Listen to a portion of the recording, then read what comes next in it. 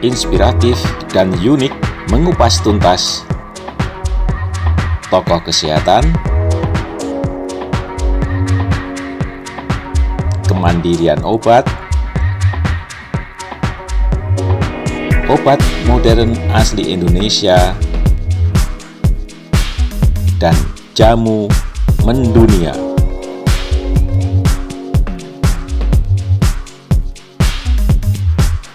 Apa kabar sahabat Krida Sehat? Kali ini saya akan menampilkan Dr. Apoteker Kintoko MSc, apoteker yang sangat concern memperhatikan pengembangan herbal di Indonesia, bahkan juga banyak ilmu yang sudah diperoleh beliau dari kuliah beliau di luar negeri, di Cina, Mas Kin ya? Ya. Ya, Mas Kintoko ini peneliti dan dosen farmasi Universitas Ahmad Dahlan Yogyakarta, Ketua Umum APHI, Apoteker Praktek Herbal Indonesia, founder Natural Group, Ketua SP3T Dinkes DIY, Daerah Istimewa Yogyakarta, juga pengurus Dewan Jamu Daerah Istimewa Yogyakarta, dan Komda Saintifikasi Jamu Daerah Istimewa Yogyakarta. Beliau juga pengurus Himastra, pengurus pusat Ikatan Apoteker Indonesia. Dengan banyaknya kegiatan beliau di berbagai organisasi ini, saya kira sangat menarik nih kalau hari ini Mas Kintoko akan menceritakan ternyata banyak fungsi herbal Mas Kintoko yang untuk terapi pengobatan. Hari ini kita akan membahas khusus tentang aromaterapi, khususnya untuk afrodisiak. Mas Kintoko bisa ceritakan bagaimana mekanisme aromaterapi kemudian dikaitkan dengan afrodisiak ini. Silakan Mas Kintoko. Baik, terima kasih Sobat Krida Sehat semuanya, khususnya kepada Pak Karyanto dan tim yang memberikan waktu pada kesempatan ini.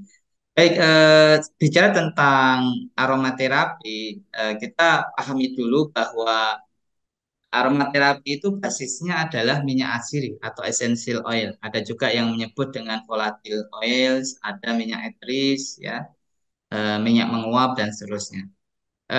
Indonesia adalah negara yang mempunyai kekayaan alam dari jenis tumbuh-tumbuhan yang sangat kaya dengan sumber minyak asirinya, terutama minyak-minyak asiri yang asli dari jenis-jenis tumbuh-tumbuhan dari berbagai macam, dari eh, bagian batang, akar, daun, bunga, buah, biji, dan seterusnya. Nah, minyak asiri ini kemudian nanti kita aplikasikan dalam berbagai sediaan yang intinya itu nanti bisa dengan cara dihirup, ya, bisa dengan cara apa namanya, ditelan istilahnya lewat oral, ya, tetapi itu terbatas ya, hanya beberapa jenis minyak asiri, tidak semua jenis minyak asiri bisa. Kemudian dioles dan yang melalui sistem saluran pernapasan. Jadi kalau dihirup itu melalui sistem olfaktori namanya, yaitu lewat hidung kita gitu. Nah, itulah jalur bagaimana komponen minyak atsiri itu masuk ke dalam eh, tubuh kita dan kemudian berdampak secara farmakologis. Nah, salah satunya adalah bisa mempengaruhi afrodisiak. Kenapa bisa mempengaruhi afrodisiak? Karena salah satunya adalah minyak asiri itu bisa mempengaruhi sistem hormon di dalam tubuh kita setelah memasuki atau melalui sistem limbik ya di dalam otak kita. Begitu kurang Mas lebih. Kin, mungkin perlu dijelaskan ke pemirsa di seluruh Indonesia, afrodisiak itu apa? Tadi kan sudah dijelaskan aromaterapi adalah minyak atsiri yang diaplikasikan hirup yang selama ini sudah banyak dilakukan oleh masyarakat dunia. Kemudian juga beberapa minyak atsiri bisa di oral konsumsinya. Nah, afrodisiak ini apa, Mas Kintoko? Ya, afrodisiak ini adalah diambil ya dari bahasa Yunani ya, itu dari namanya Dewi Dewi Yunani yaitu Aphrodite. yaitu disebut sebagai Dewi Cinta gitu. Nah, afrodisiak itu adalah eh, satu zat itu yang dapat membangkitkan gairah seksual gitu Pak Karyanto. Kemudian bisa meningkatkan rasa nyaman dan meningkatkan performa seksual seseorang. Nah, itu yang disebut dengan afrodisiak. Jadi kata ini diambil dari istilah yang disebut Afrodite atau Dewi Cinta dalam bahasa Yunani. Begitu Pak. Ya, silakan dilanjutkan tadi konsep aromaterapi aplikasinya ke afrodisiak tadi mau dilanjutkan silakan Mas Ya, Gintoro. baik. Jadi karena essential oil yang menjadi bagian utama atau zat aktif utama di dalam tumbuhan itulah yang bisa mempengaruhi sistem limbik ya di dalam otak kita, kemudian eh, apa namanya mempengaruhi nanti di hipotalamus, lalu di pituitari dan disitulah kemudian nanti bisa memberikan efek pada sistem hormon di dalam tubuh kita. Nah, salah satu hormon yang berkaitan dengan kemampuan afrodisiak ini adalah eh, testosteron. Ya, ini termasuk androgen ya, termasuk hormon yang banyak eh, terdapat baik pada laki-laki maupun perempuan. Meskipun ini lebih dominan ya pada laki-laki. Namun juga didapati juga hormon ini pada perempuan. Nah, jika eh, kadar hormon testosteron ini meningkat, ya ini akan memberikan banyak dampak ya ke dalam eh, tubuh, termasuk salah satunya adalah bisa menciptakan performa seksual dalam hal ini eh, berkaitan dengan kemampuan ereksi ya. Kemudian juga meningkatkan rasa romantisme. Inilah yang menjadi apa namanya perhatian penting Pak Karyanto karena banyak yang mungkin keluarga-keluarga yang dalam kehidupan berumah tangganya itu kurang harmonis karena memang tidak memperhatikan hal yang apa penting dalam membangun keharmonisan rumah tangga yaitu yang berkaitan dengan hubungan intim kaitan dengan performa seksual. Itu Pak, bagaimana peran hormon ini dalam menciptakan keharmonisan rumah tangga. Tentu kita sedang menunggu nih herbal apa aja yang ada di Indonesia ini yang mempunyai kandungan minyak atsiri dan juga bisa diaplikasikan untuk afrodisiak, Mas Gintoro.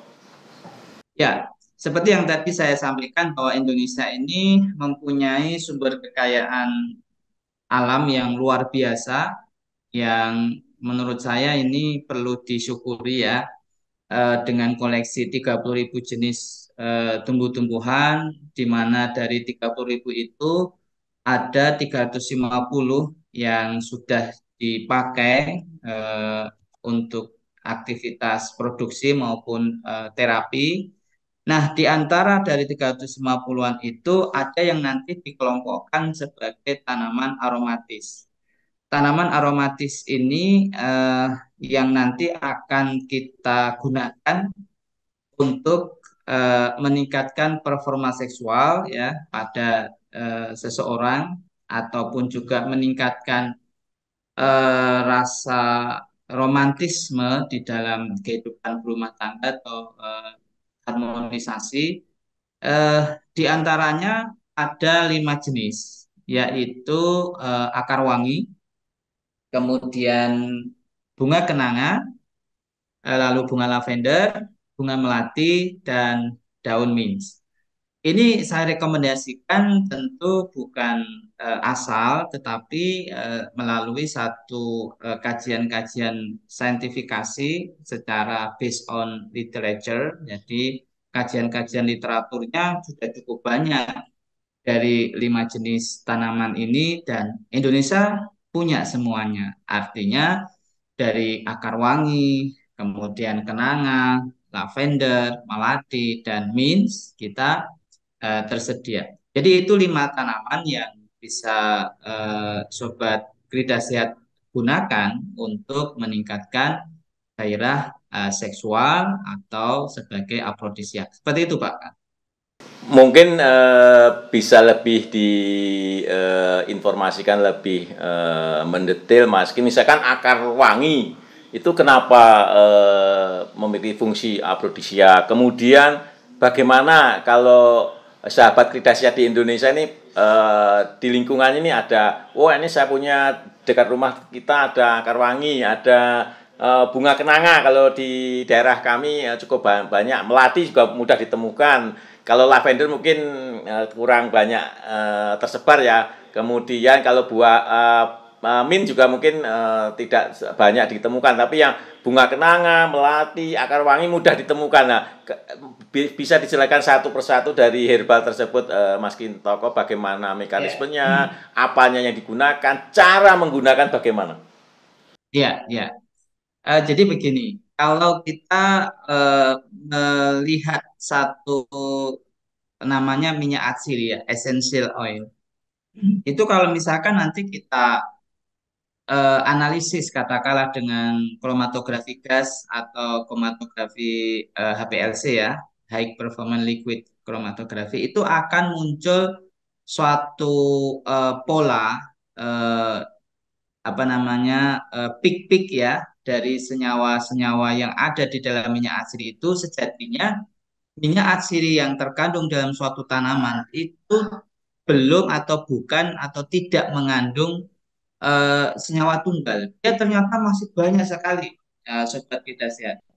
Eh, maka di dalam konteks belajar aromaterapi yang harus dipahami adalah bagaimana kita mengetahui kandungan zat aktif utamanya di dalam minyak atsiri tersebut. Jadi ini saya kasih contoh ya. Misalkan di dalam akar wangi misalkan yang tadi saya sebutkan itu bagian dari apa namanya tanaman aromatis yang bisa untuk afrodisiak tadi. Di tanaman akar wangi ini kandungan utamanya atau yang dominan berdasarkan dari analisis kromatografi gas tadi itu adalah beta glucuron, yaitu mencapai sekitar 30% lebih, dan alfa fetinon. Jadi alfa fetinon dan beta glucuron ini adalah eh, komposisi utamanya. Sehingga komposisi utama inilah yang nanti akan memberikan aktivitas yang utama kaitan dengan afrodisiak tadi.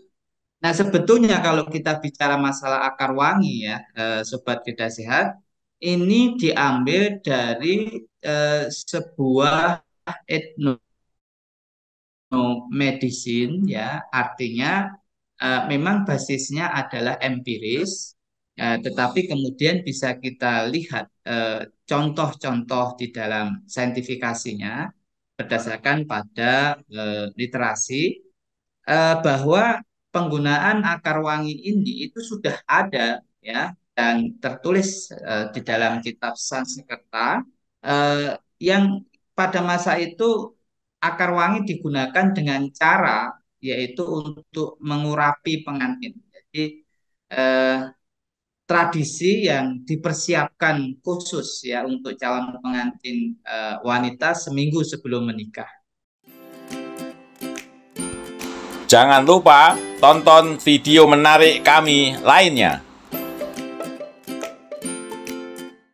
Itu tentang penggunaan akar wangi ya. Kemudian ini juga dipakai untuk pengantin pria, yaitu sehari sebelum pernikahan. Jadi ada satu bukti empiris secara etnomedicine di dalam kitab Sanskerta itu tujuannya adalah kalau pada perempuan, pada calon pengantin wanita itu adalah untuk meningkatkan lubrikasi pada vagina, Miss V, sedangkan pada pria yaitu untuk tadi meningkatkan efek atau memberikan efek afrodisia atau performa seksual atau ereksi. Jadi kalau ditanya itu apa zat yang dominan, yaitu adalah yang berperan beta gurjunen dan alfa fetinon, masing-masing 30% dan 20%. Itu untuk yang apa, akar wangi. Nah, bagaimana pembuktian secara ilmiahnya? Ini dilakukan pada eh, apa namanya, model animal ya, minimal model, yaitu dengan memberikan induksi secara oral dari minyak akar wangi ini, yaitu 2 mili per kilogram berat badan. Ini ternyata memberikan efek yang hampir sama efek sedasi, yaitu ini berkaitan nanti untuk relaksasi ya. Karena di dalam konteks performa seksual itu sangat erat kaitannya dengan fungsi relaksasi. Nah, ini setara dengan pemberian 5 miligram per kilogram berat badan diazepam. Jadi penggunaan diazepam itu dapat disubstitusi atau di replacement ya, replace digantikan oleh minyak akar wangi pada takaran 2 miligram per kilogram berat badan. Itu kalau nanti pada manusia tentu dikonversi dulu ya dosisnya, dosis konversi namanya, dari tikus ke manusia. Tetapi dari sini kita memahami bahwa pembuktian secara ilmiah akar wangi ini memang secara terbukti ya memberikan dampak kepada seseorang, dan secara pembuktian empirisnya tadi ini sudah dijadikan sebagai tradisi di dalam apa namanya, mengurapi pengantin tadi atau diberikan pada calon pengantin pria maupun wanita. Bagaimana dengan kenanga? Ya, kenanga juga rasionalisasinya ini mengandung komponen utama namanya germakren ya, itu 12 persenan, kemudian linalool itu 10% dan beta karyofilen itu 7 persenan gitu. Jadi tiga senyawa inilah yang juga berperan memberikan khasiat utama atau manfaat yang utama sebagai afrodisiak jika yang dipakai adalah bunga kenanga. Nah, ini juga ada bukti empirisnya atau etnonya, yaitu di Indonesia. Ini secara tradisional biasanya ini diletakkan di atas hamparan dari hamparan apa namanya, kasur ya dari pasangan yang baru menikah ya, karena menurut eh, pembuktian ilmiah, pembuktian secara empiris ini adalah diyakini untuk meringankan kecemasan seksual. Jadi biasanya yang terjadi pada pasangan pengantin baru itu ada satu kecemasan-kecemasan yang sifatnya seksual pada apa namanya, malam pertamanya gitu. Nah, ini dikurangi dengan menggunakan taburan ya bunga kenanga. Dan ini menjadi tradisi di beberapa daerah di Indonesia. Karena itulah kita sebut sebagai ini etnomedisinya Indonesia. Dan selain itu juga fungsi dari menaburkan bunga kenanga ini adalah dikaitkan dengan sebuah euforia. Jadi sebuah eh, kesenangan ya untuk saat pasangan pengantin baru yang kemudian memulai kehidupan berumah tangganya gitu di malam pertamanya itu, serta meningkatkan performa seksual itu secara etnomedicine atau secara empiris. Lalu bagaimana rasionalisasi atau saintifikasinya berdasarkan penelitian? Di sini dijelaskan bahwa beta karyopilen itu ternyata mampu meningkatkan hormon testosteron pada wanita. Seperti tadi saya sampaikan, bahwa ketika minyak atsiri ini dihirup, dia masuk ke sistem limbik, kemudian hipotalamus, kemudian pituitari, kemudian mempengaruhi kepada sistem hormonal. Salah satunya adalah testosteron. Sehingga dapat dikatakan bahwa beta karyofilen ini itu bisa bekerja dengan mekanisme yaitu eh, meningkatkan ereksi pada klitoris wanita. Jadi kita perlu sampaikan ya di sini bahwa perempuan itu juga mengalami kondisi ereksi, tetapi tidak seperti pada laki-laki. Jadi ereksi pada perempuan itu adalah yang berkaitan dengan stimulus atau stimulasi pada klitoris, dan ini nanti akan memudahkan untuk mencapai klimaks atau biasa kita sebut dengan orgasme. Jadi itu penelitian-penelitian yang berkaitan dengan bunga kenanga gitu ya. Kemudian berkaitan dengan lavender, ini juga rasionalisasi dan saintifikasinya. Di sini ada komponen zat aktif utamanya, yaitu linalil asetat dan linalool, masing-masing 28% dan 24%. Jadi ini seperti yang tadi saya jelaskan, kalau kita tahunya dari mana komponen utama ini, ya ketika kita analisis dengan menggunakan kromatografi gas tadi ya, atau HPLC, itu akan muncul peaknya paling tinggi itu. Dan biasanya di dalam konteks pemanfaatan suatu tumbuhan itu yang diutamakan memang yang atau yang bertanggung jawab terhadap efek farmakologinya itu utamanya adalah komponen yang utama. Maka di sini saya sebutkan kalau apa namanya lavender itu apa yang berkaitan dengan efek afrodisiaknya, yaitu linalil asetat dan linalool gitu.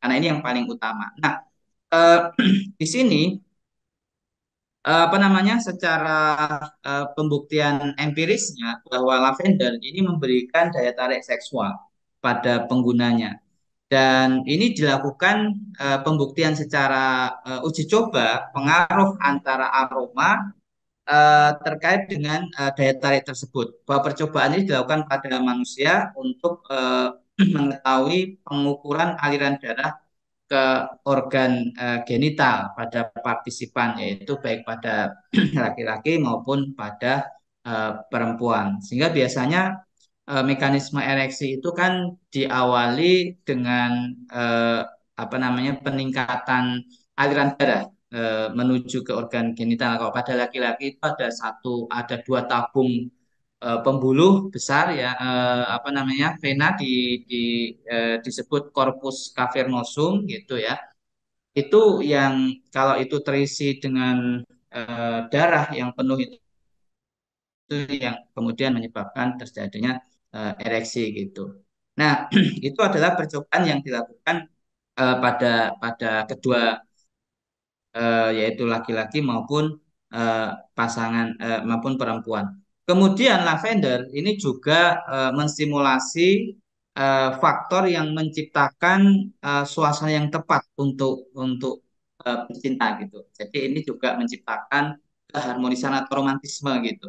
Nah, kemudian pemberian minyak lavender ini yang diabsorpsi atau dihirup secara inhalasi, secara lewat sistem olfaktori tadi ya, ini memberikan efek perubahan dari tingkat gairah seksualnya, dan di satu sisi dia menurunkan stresnya. Jadi inilah yang bisa diketahui dari manfaat penggunaan lavender. Dan bagaimana kemudian dengan melati? Rasionalisasinya adalah ini komponen utamanya adalah linalool dan bensil asetat, masing-masing 21% dan 8%. Nah, aroma dari romantis melati ini juga sudah atau sudah ada di dalam sistem ramuan tradisional di India. Ini adalah etnomedicine India, di mana bunga melati ini sering diolah atau dipakai sebagai dekorasi di pesta pernikahan, di kamar tidur pengantin baru, yang tujuannya adalah untuk mengatur suasana romantisme eh, pasangan suami istri yang ya, atau pengantin baru tersebut.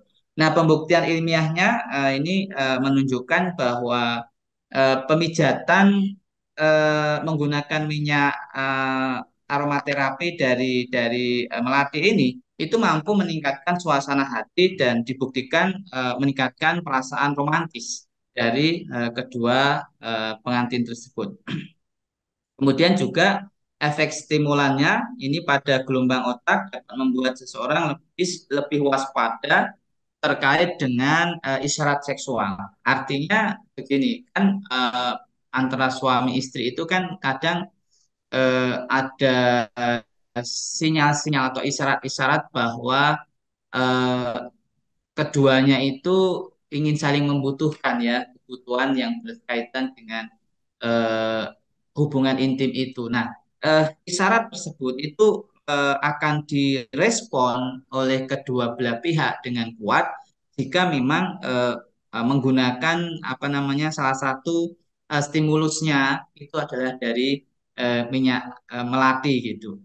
Eh, Kemudian juga dibuktikan dengan aktivitas gelombang otak yang direkam untuk menilai tingkat gairah eh, pasangan suami istri pada sistem saraf pusatnya. Sehingga dikatakan bahwa minyak asri ini dapat memberikan efek yang lebih baik dalam meningkatkan gairah dan ini diukur dari tanda-tanda peningkatan gairah itu dari apa? Dari laju pernafasan. Ibaratnya kalau seseorang itu sedang menaik libido atau terangsang libidonya itu salah satunya itu apa namanya pernafasan laju nafas itu meningkat. Kemudian saturasi oksigen di dalam darah itu juga meningkat dan tekanan darah sistolik dan diastoliknya itu juga meningkat gitu. Itu adalah tanda-tanda bahwa yang bersangkutan itu sedang mengalami aerosol istilahnya itu atau apa namanya bergairah gitu.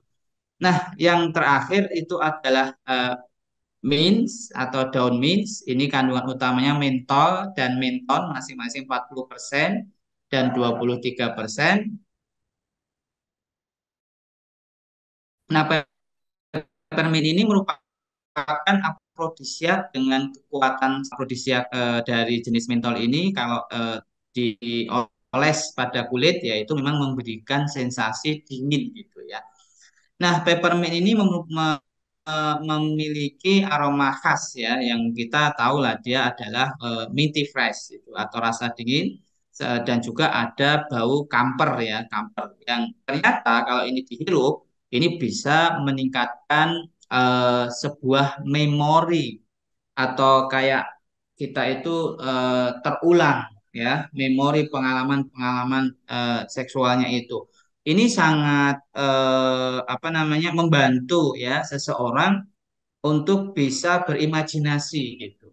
Berimajinasi tentang tentang apa namanya sebuah memori atau pengalaman-pengalaman seksual yang ini sangat memudahkan seseorang untuk bisa terangsang gairah seksual dan juga ini tentu akan membantu nanti untuk mencapai klimaks karena kemampuannya untuk eh, apa berimajinasi tadi. Nah, ini adalah contoh bagaimana penggunaan 5 jenis minyak asri tersebut baik secara pengalaman empiris atau etnomedisinya dan juga rasionalisasi saintifikasi kaitan dengan afrodisiak. Begitu Pak Karyanto. Terima kasih Mas Kintoko, jelas sekali, detail sekali aspek farmakologi, farmakoterapi, dan juga saintifikasinya. Dan ini bagaimana di dalam masing-masing herbal tadi bisa diambil minyak atsirinya yang khusus untuk afrodisiak. Dan ini tentunya bisa dilakukan oleh pabrikan ya Mas Kintoko atau industri. Nah, kita tunggu-tunggu ini. Tadi kan ada kajian etnomedisinya. Yang paling mudah dilakukan oleh masyarakat ini bagaimana Mas Kin? Misalkan ini bunga melati, apakah cukup dicium-cium atau diremas atau dicampur dengan minyak kelapa dan sebagainya secara etnomedisin, Mas Kit bisa dijelaskan sehingga masyarakat dengan mudah nih, wah di depan rumah saya ada pohon kenanga, saya ambil bunganya, bagaimana aplikasi praktisnya secara etnomedisin sehingga bisa berfungsi juga sebagai afrodisiak, Mas Kintoko. Ya, sederhananya itu adalah kalau etnomedisinya memang cukup ditabur di eh, tempat tidur ya, seperti tadi yang bunga kenanga, bunga melati gitu. Tenang. Itu kajian itu medicine. Tetapi kalau kita akan sedikit modernisasi dan simplifikasi cara menggunakan yang sederhana, itu sebetulnya Bapak Ibu cukup misalkan menyediakan sebuah diffuser misalkan gitu ya.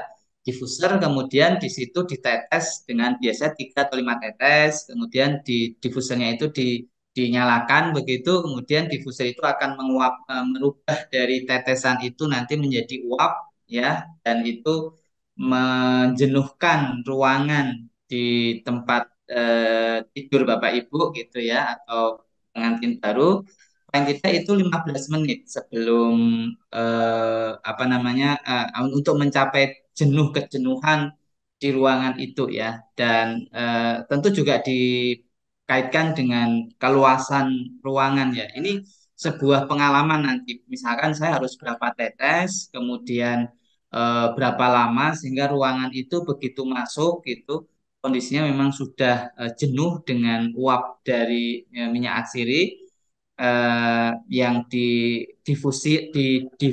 diuapkan dengan eh, apa tadi diffuser. Tetapi bisa juga yang sederhana itu menggunakan air panas gitu ya, air panas ya di baskom gitu, kemudian ditetes dengan minyak essential oil atau minyak asli tersebut yang tadi saya sebutkan, kemudian biarkan dia menguap bersama dengan uap dari air panas tersebut. Jadi penggunaan air panas atau diffuser itu sebetulnya membantu dari merubah dari cairan menjadi uap gitu. Karena itu karakteristik minyak asiri kan mudah menguap tadi. Itu cara yang sederhana seperti itu. Tapi yang tradisional ya kayak tadi taburkan di ruang apa tempat tidur pengantin atau di tempat tidur kita gitu ya. Cara-cara yang sederhana. Begitu Pak. Atau mungkin dikomunikasikan tadi Mas Kitoko, diffusernya atau yang paling mudah dengan mangkok dengan air panas, kemudian kalau bunga melati ya ditabur di situ sehingga uap air dari bunga melati tadi menimbulkan aroma, dan itu sebagian mungkin aromaterapi yang bisa berfungsi untuk aprodisiak. Itu aplikasinya mudahnya begitu ya Mas kita. Iya, tapi kalau yang dipakai itu adalah jenis apa tadi jenis melati kemudian dimasukkan di air panas gitu ya, itu waktunya lebih lama. Ya, ya. Karena akan terjadi dua proses. Proses pertama mengambil dulu komponen minyaknya dari dalam bunga sel itu keluar, baru dikeluarkan 2 kali proses. Ya, tapi kalau yang sudah kita ambil itu ada minyak yang sudah didestilasi sebelumnya dari melati katakanlah, terus diteteskan, itu cuma satu proses langsung difusikan gitu, langsung diuap dengan menggunakan air panas tadi atau menggunakan diffuser. Biasanya kalau di secara tradisional ya pakai air panas gitu, tapi kalau ada alatnya diffuser gitu ya pakai diffuser gitu. Ya, jadi paling tidak kalau belum punya alatnya, kemudian juga ingin mencoba, salah satu alternatifnya yang paling mudah tadi ya, dengan penguapan dengan air panas, ya ditaruh di satu tempat sehingga timbul proses penguapan. Tapi memang prosesnya akan 2 tahap karena juga tidak langsung bisa menguap minyak atsirinya. Baik Mas Kintoko, kalau yang dari 5 ini nih, kalau menurut Mas Kintoko yang paling poten dalam arti memiliki aplikasi aprodisiak terbaik, apa sudah ada risetnya Mas Kintoko? Ya, kalau misalnya kita harus memilih dari 5 tadi ya, di mana seperti tadi saya katakan bahwa hormon testosteron itu sangat sensitif dengan hormon kortisol, artinya itu hormon stres yang kortisol itu. Jadi kalau kortisolnya itu naik, testosteronnya masih turun. Jadi itu kayak ini Bapak Ibu.